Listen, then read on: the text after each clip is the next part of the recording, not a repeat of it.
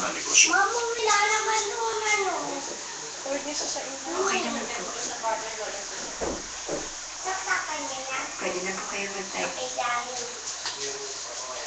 Bakit mo na doon? Pakuan. Alam ko masama ang loob mo sa akin. Kaya sa lahat ng mga nasabi ko sa iyo,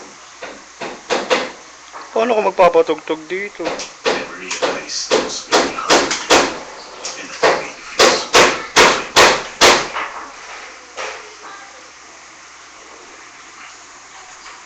Nagkamali ako. Iniisip ko lang naman yung mahal. Naka-broadcast lang Pero ako. sumobra ako ng gusto.